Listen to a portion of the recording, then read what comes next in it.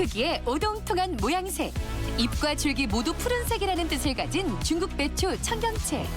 청경채는 중국 요리에 없어서는 안 될 식재료로 최근 마라탕의 열풍과 함께 우리 식탁에도 자주 올라오는 채소계의 셀럽이다.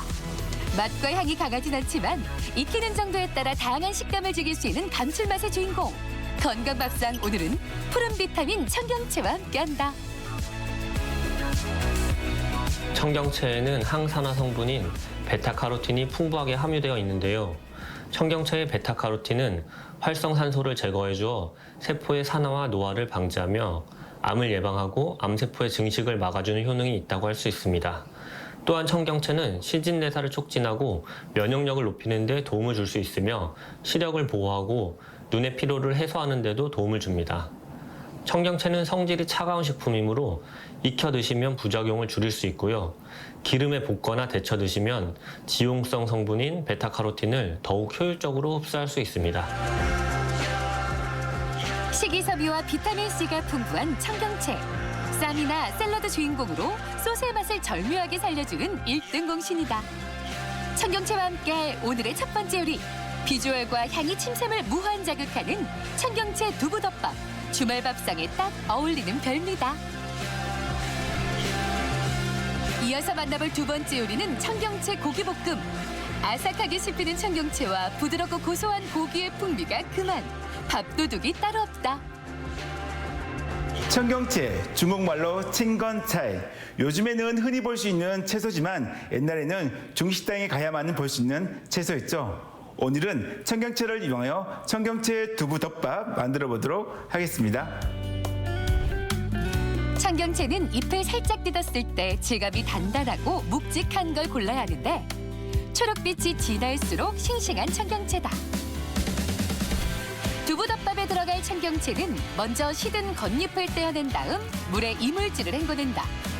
손으로 손질하기 쉽도록 뿌리 밑동 부분을 잘라낸 후 잎을 낱장으로 떼어내 물에 담가 한 장 한 장 씻어주는데 특히 줄기와 뿌리 부분에 사이사이 이물질이 남아있을 수 있으니 잎사귀 안쪽까지 꼼꼼하게 닦아주자.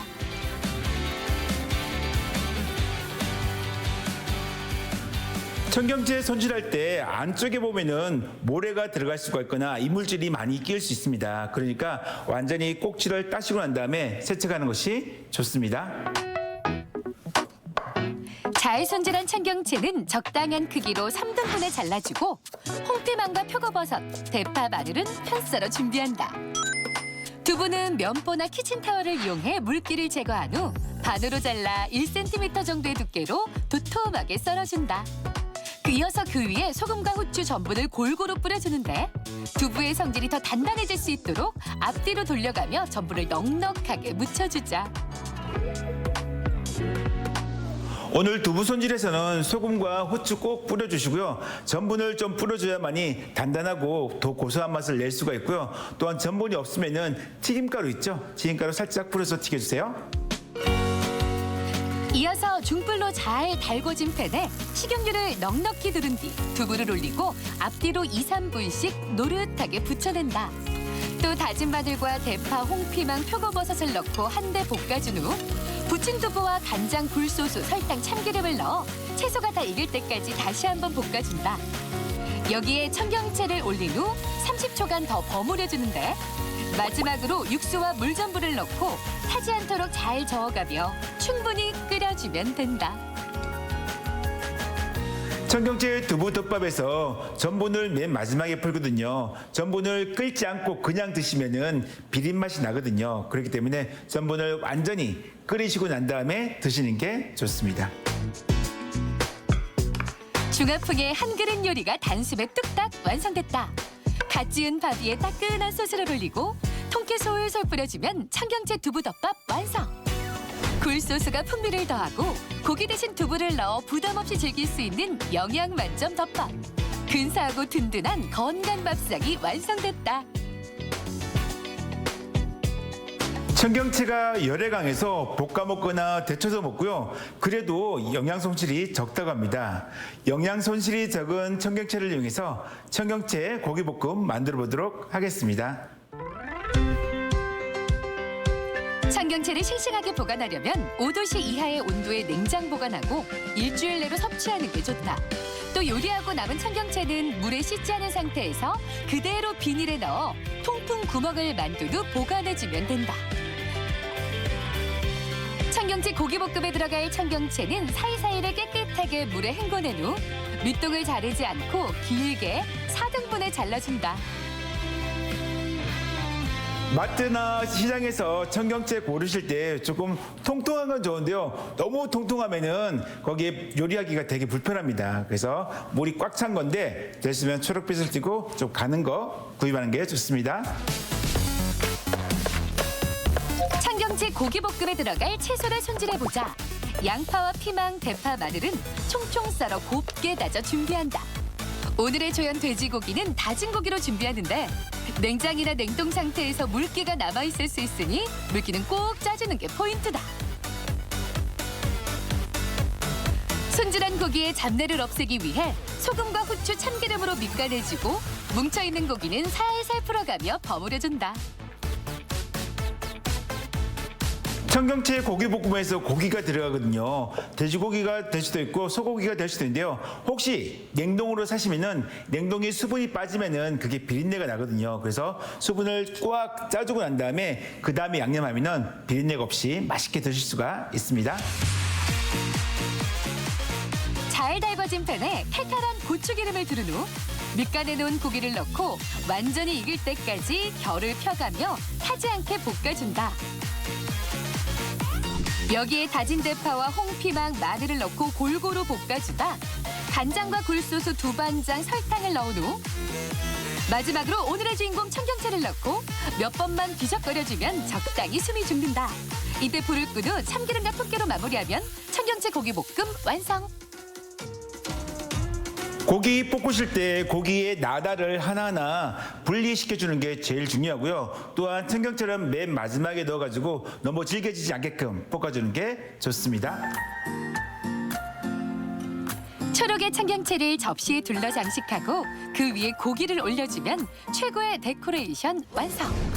아삭한 청경채 위에 칼칼한 고기볶음 소복이 올려 돌돌 말아 먹으면 입가에 저절로 지어지는 미소! 주말이 행복해지는 레시피다.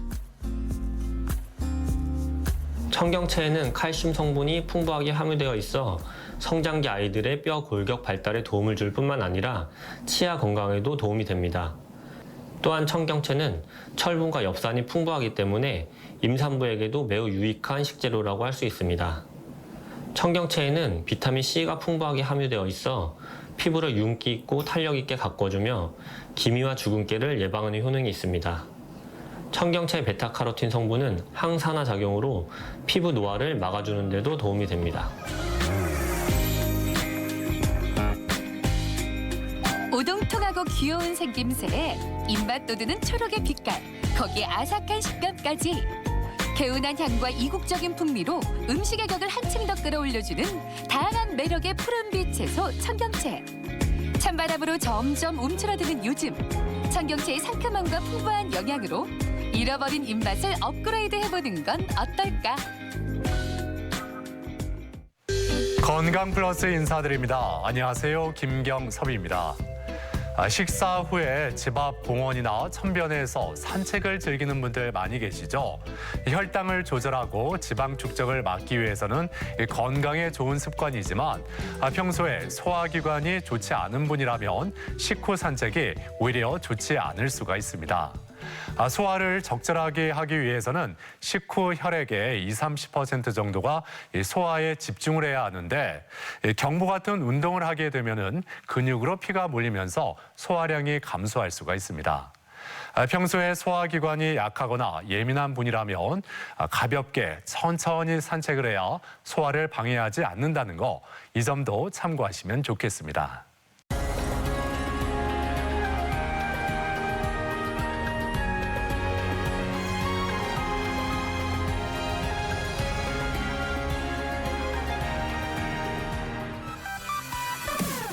면역력이 떨어지기 쉬운 계절, 우리의 호흡기에도 적신호가 켜졌다.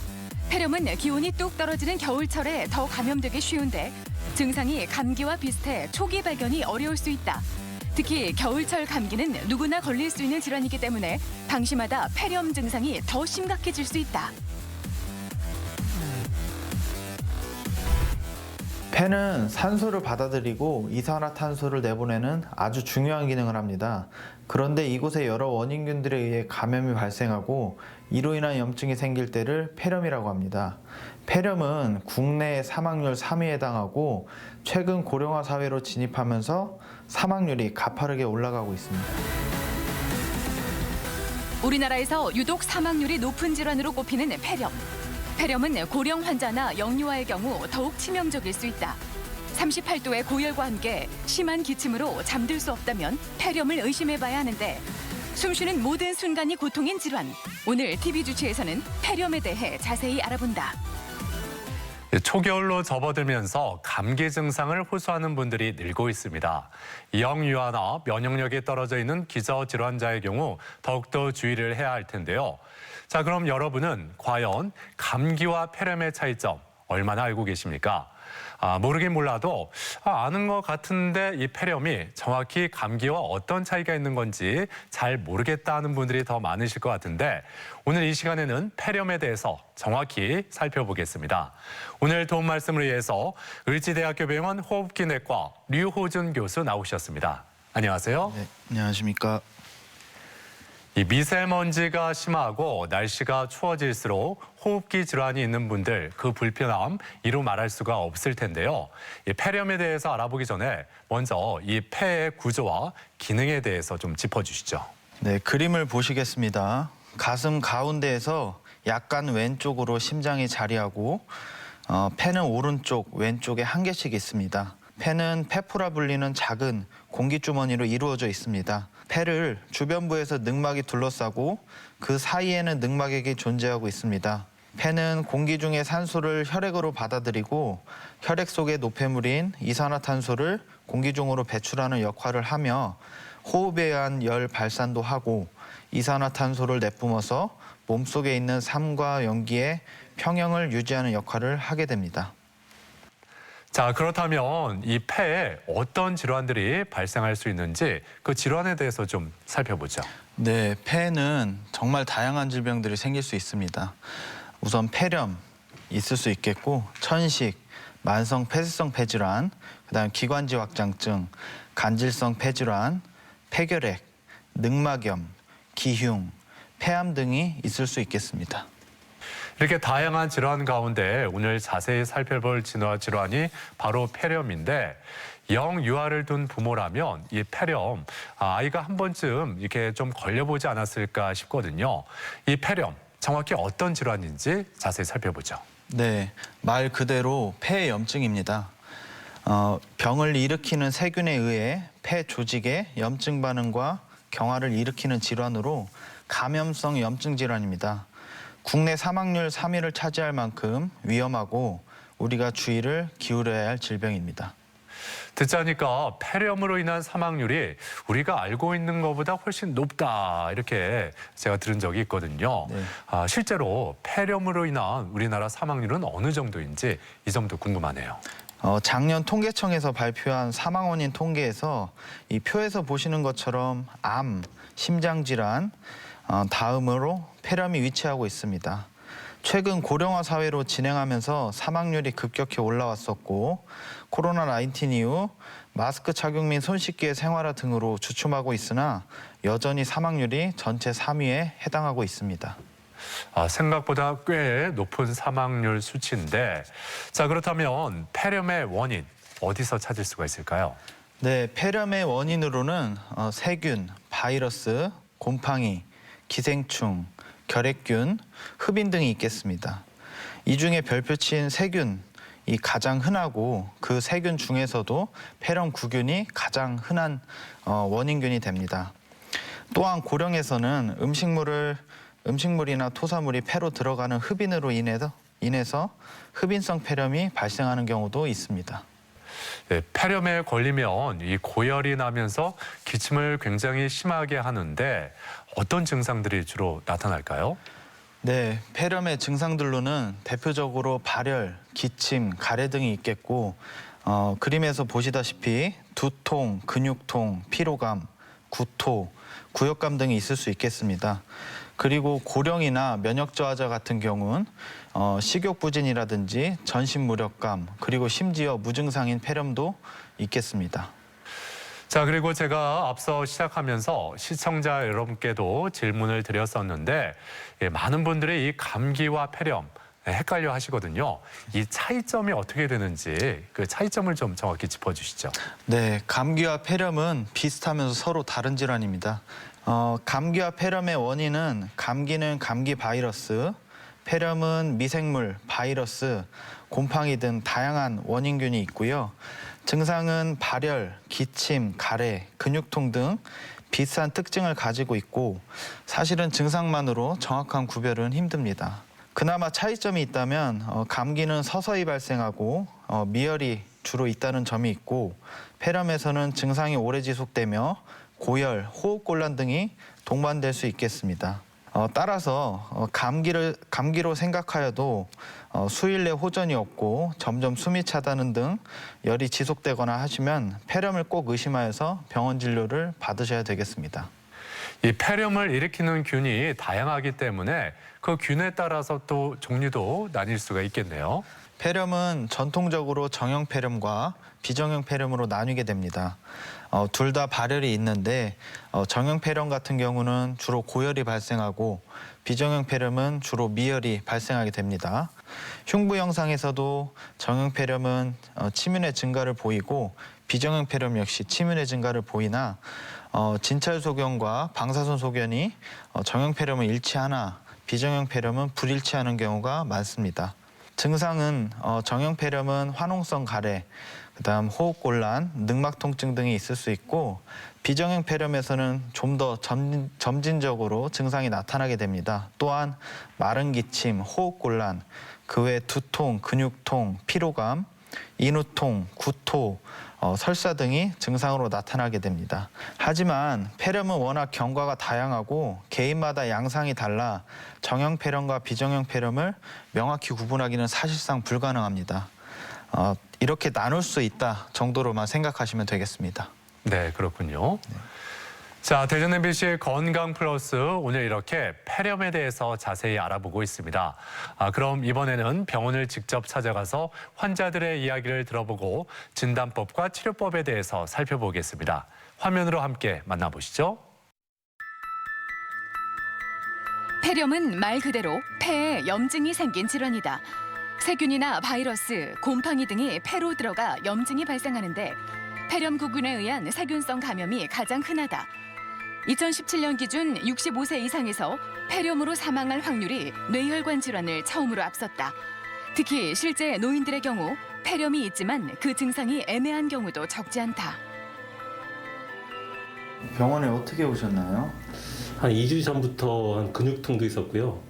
처음에는 이제 감기인 줄 알았는데 계속 약을 먹어도 낫지도 않고. 기침 가래가 심해지거나 평상시보다 숨이 약간 답답하지는 않으셔요? 예전보다 약간씩 좀 답답한 감이 있고요. 가래에서 자꾸 노란 게 나오고 그렇습니다. 입맛이 없거나 기운이 없지는 않으세요? 약간씩 그런 것도 있고요. 좀 식욕도 떨어지고 자꾸 몸이 좀 깔아지는 것 같습니다. 발열과 오한, 기침, 가래는 감기의 전형적인 증상이지만 폐렴은 더 나아가 고열과 심한 기침, 누런 가래가 주 증상으로 나타난다. 또 고령 환자의 경우 무기력이나 시력 저하, 의식 저하 등을 호소하는 경우도 있다. 이 환자의 경우 2주 이상의 기침, 어떤 감기 증상이 있으시고 가래도 노란 상태로 폐렴이 강하게 의심이 되는 상태입니다. 그래서 이런 경우에는 우선 엑스레이를 찍어보도록 하고요. 이 엑스레이 가지고 폐렴이 강하게 의심되는 경우 항생제 치료를 하거나 아니면 CT 촬영을 통해서 폐렴을 좀 더 정확히 진단을 하도록 하고 그에 맞는 항생제 치료를 할 예정입니다. 노인에게 폐렴은 암만큼이나 위험한 질병이다. 고령자가 폐렴에 걸리면 폐혈증과 호흡곤란, 폐농양 등의 치명적인 합병증이 동반될 수 있다. 줄어든 폐포로 인해 공기순환이 원활하지 않고 병원균이 폐 내에 오래 머물며 면역력 저하가 일어나게 되는데 이렇게 폐렴이 의심될 경우 엑스레이 촬영을 통해 신속하게 진단할 수 있다. 약 드시고 어떠셨어요? 아, 예, 뭐 약 먹고 컨디션 좀 좋아지고 있는 상황인 것 같아요. 네. 기침 가래는 어떠셨어요? 아, 예, 기침도 좀 줄었고요. 가래도 양도 좀 줄고 색깔도 많이 옅어진 것 같습니다. 금연은 잘 하셨어요? 네, 뭐 힘들지만 잘 참고 있습니다. 평소 만성호흡기 질환을 앓거나 알코올 의존증이 있는 환자에게서 폐렴은 흔하게 발생한다. 또 독감 유행 시기와 패턴이 비슷해 WHO에서는 폐렴의 유일한 예방책으로 폐렴구균 백신 접종을 권고하고 있다. 이 환자는 기침 가래가 지속돼서 외래로 오셨었고 엑스레이, CT까지 촬영하였는데 폐렴으로 진단되어서 저희가 항생제를 일주일 정도 치료를 했습니다. 치료 일주일 이후에 증상도 많이 호전되었고 엑스레이로 이전 것과 비교를 했을 때 많이 호전된 양상을 보여서 치료를 종료하고 경과관찰할 예정입니다. 한 연구 결과에 따르면 폐렴에 걸릴 확률이 당뇨 환자는 6배, 만성 폐질환 환자는 7배, 만성 심장질환 환자는 무려 10배나 높은 것으로 나타났다.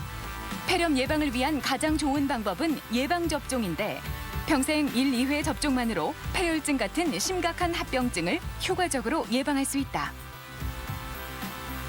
폐렴은 면역 저하자나 고령 환자의 경우 중증 폐렴으로 진행하여 폐혈증, 쇼크 등으로 사망에 이르는 경우가 많습니다. 그만큼 무서운 질환인데요. 하지만 이런 폐렴도 백신 접종을 하면 어느 정도는 예방할 수 있습니다. 따라서 이런 부분들에 관심을 가지셔야 하겠습니다.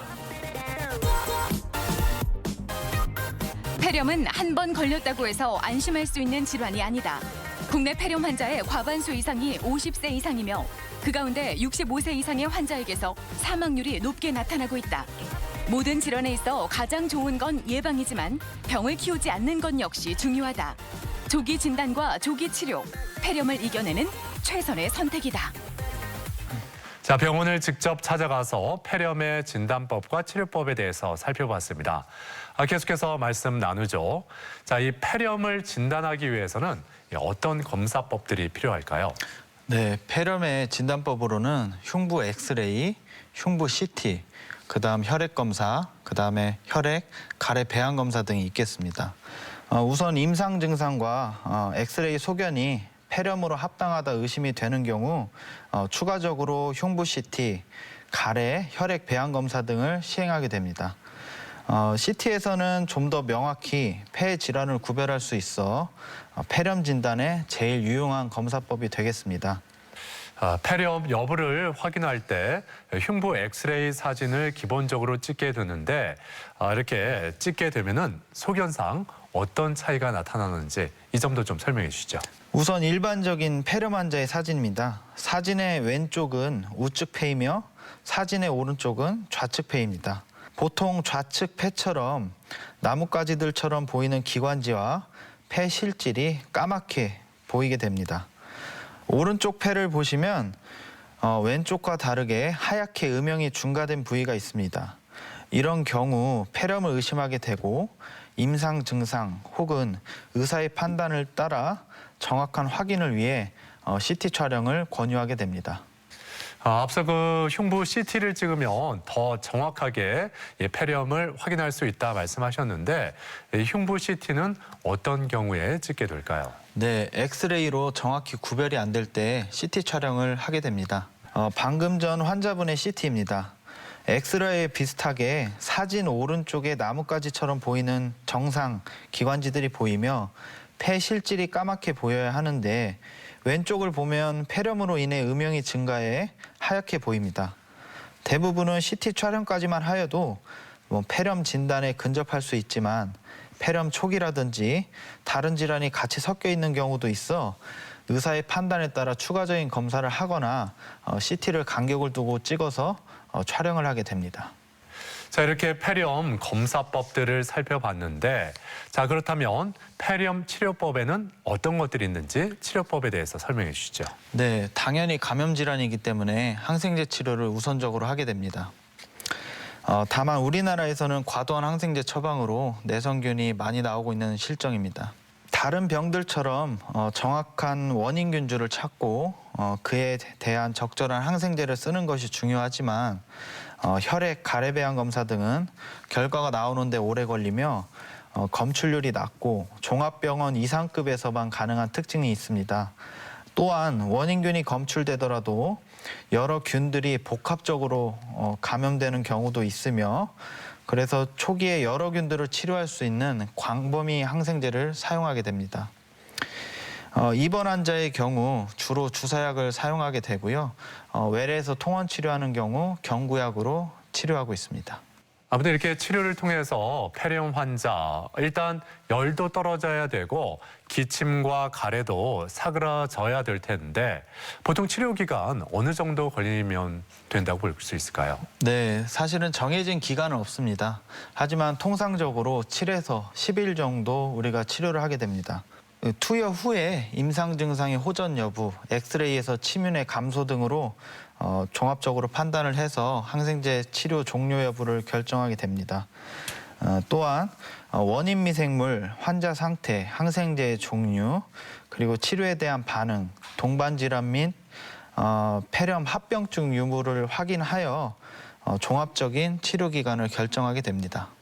자, 그리고 폐렴에 걸린 아기들이나 어르신들을 보면 입원을 권하는 경우가 있는데 입원을 요하는 그런 기준이 따로 마련되어 있나요? 어떻습니까? 네, 1987년 영국 흉부학회에서 제시한 우리 커브 65라는 모델입니다. 우리가 이제 입원 치료를 하는 항목들이 이렇게 1점씩 해서 자리하게 되는데요. 각각의 항목에 해당되면 1점을 부여해서 더하는 방식으로 총 0점에서 5점까지로 계산을 하게 됩니다. 0에서 1점 같은 경우 우리가 관찰된 사망률이 1.5%로 호전 가능성이 높기 때문에 외래 통원 치료를 주로 하게 되고 2점 이상에서는 관찰된 사망률이 높아지기 때문에 입원 치료를 권하게 됩니다. 하지만 무조건적으로 이 기준을 따르지는 않고 환자의 상태에 대한 종합적인 평가와 의사의 경험, 판단을 통해 최종적으로 입원 여부를 결정하게 됩니다. 자, 그런데 이 폐렴 자체도 무서운 질환이지만 이 폐렴 합병증이 더 무섭다 이런 이야기가 있거든요. 폐렴 합병증에는 어떤 것들이 있을까요? 네, 폐렴의 합병증은 다양하게 존재를 하는데요. 우선 늑막으로 폐렴이 번져 염증이 생겨서 늑막염이 생기는 경우, 그리고 폐 농양이 생길 수가 있겠습니다. 또한 부폐렴성 흉수로 물이 차서 숨이 찬 경우가 흔하게 존재를 하며 호흡곤란이 심해지면 가슴관 삽입을 통해 흉수를 빼주는 경우도 있겠습니다. 급성 호흡곤란 증후 같은 경우 망가진 폐로 인해 산소 전달량이 적어지면서 극심한 호흡곤란을 겪기도 합니다. 사망하는 경우 대부분은 폐렴이 심해지고 균이 혈액 속으로 퍼지면서 나타나는 폐혈증과 쇼크 등이 발생하여 돌아가시게 됩니다. 그 외에 중증 뇌막염이라든지 심장막에 염증이 생기는 경우가 종종 있겠습니다. 사망에 이를 수 있는 이 폐렴 합병증 중에서 특히 우리가 많이 들어본 게 이 폐혈증이거든요. 이 폐혈증에 대해서 좀 더 설명을 해주시죠. 네, 합병증 중 가장 주의해야 할 질환이 폐혈증입니다. 폐혈증에 대해 설명드리겠습니다. 세균이나 세균의 독소가 이 그림에서 보듯이 피 속, 혈액 속에 있으면서 이로 인해 나타나는 신체 전반적인 현상을 말합니다. 균이나 균이 만들어낸 독소가 혈중에 나타나게 되면 우리 신체는 다양한 방어 기전으로 대응하게 되는데 그 대응 과정에서 환자는 고열 또는 저체온, 맥박수 증가, 혈압 저하, 호흡수 증가, 의식 저하 등의 증상들을 보이게 됩니다. 또한 신체가 폐혈증에 대응하면서 발생한 여러 염증 매개 물질들의 작용과 이해 동반 내 혈류장에 의해 중요 장기들의 손상이 초래됩니다. 폐혈증 상태까지 오게 되면 수일 내 사망 가능성이 높아지게 되고 사망률 자체도 20에서 50% 정도가 되기 때문에 각별히 주의해야 할 합병증 중 하나입니다. 의료진도 환자도 보호자도 최선을 다하여도 폐렴이 진행하여 폐혈증 상태가 되면 사망률이 높기 때문에 어느 정도 마음의 준비를 하시라고 얘기도 드리고 있습니다. 요즘 같은 날씨에는 특히 감기나 폐렴에 더욱 신경을 써야 될 텐데 예방법을 좀 강조해 주신다면요? 네, 폐렴의 예방은 무엇보다도 중요하겠습니다. 항상 몸을 건강하게 하고 면역력 향상을 취해야 하면서 충분한 수분과 영양 섭취가 필요하겠습니다. 또한 규칙적인 운동이 필요하고 적절한 실내 온도와 습도를 유지하는 것, 그리고 과로나 음주, 흡연을 피해야 할 것 같고, 그다음 폐렴 구균 예방 접종과 매년 독감, 흔히 말하는 인플루엔자 예방 접종을 반드시 시행을 하여야 되겠습니다. 네, 폐렴 예방을 위해서는 백신 접종도 중요한데요. 폐렴 구균 백신, 이 백신은 어떤 특징을 갖고 있을까요? 네, 아까도 설명드렸다시피 폐렴은 다양한 원인이 있지만 세균이 가장 흔하고 그중에서도 폐렴 구균이 가장 흔한 원인균이 됩니다. 이렇기 때문에 우리가 이제 폐렴 구균 백신을 꼭 맞아야 합니다. 사실은 65세 이상에서는 국가에서 무료로 폐렴 구균 예방 접종을 하고 있습니다. 네, 표를 보시겠습니다. 65세 이상 고령자, 건강한 고령자에서는 23가 백신을 1회 접종하거나 13가 백신과 23가 백신을 순차적으로 1회씩 접종하는 방법이 있겠습니다. 13가 백신을 접종하고서 1년 이후에 23가 백신을 접종하게 되겠습니다. 그 다음에 만성질환자, 뇌척수액 누수, 인공화후 삽입 환자, 면역 저하환자, 기능적, 해부학적 무비증 환자의 경우에서도 13가 백신을 먼저 맞게 되고 각각의 1년 이상, 그 다음에 8주 이상 간격을 둬서 23가 백신을 순차적으로 접종하게 됩니다. 여기서 13가, 23가를 말씀드리면 예방할 수 있는 폐렴 구균 혈청형의 가지수를 얘기하고 있습니다. 예, 폐렴 예방 접종에 대해서 말씀해 주셨는데 또 우리가 이맘때 떠올리게 되는 게 독감 예방 백신 아니겠습니까? 많이들 이 독감 예방 백신 맞으셨을 텐데 이게 무료로 맞을 수 있는 연령대가 따로 있는 거죠? 네, 그림 보면서 설명드리겠습니다. 6개월에서 만 13세 사이의 어린이, 그리고 임산부, 그리고 만 65세 이상의 어르신 같은 경우 국가에서 무료 예방 접종을 시행하고 있습니다. 이 외에도 심혈관계 질환, 그리고 천식, 당뇨병 등 만성질환자는 바이러스성 질환에 대한 저항력과 회복력이 낮아 폐렴으로의 합병증 위험도 높고 그로 인해 폐혈증 등의 중증 감염으로 악화되거나 사망하기도 하기 때문에 반드시 맞도록 권고를 하고 있습니다. 자, 그렇다면 이 폐렴 구균 백신과 이 독감 백신 함께 맞아도 되는 건지, 함께 맞아도 된다면 간격을 어느 정도 띄워야 되는 건지 이런 점도 궁금한데요. 많은 분들이 궁금해하신 것들이 백신의 투여 간격일 것입니다. 결론은 동시 접종이 가능합니다. 네. 폐렴구균 백신, 인플루엔자 백신은 사백신, 말 그대로 쉽게 생각하면 죽은 균을 사체를 몸에 넣어서 면역력을 높여주는 방식입니다. 그래서 다른 백신과 간격을 두지 않아도 됩니다.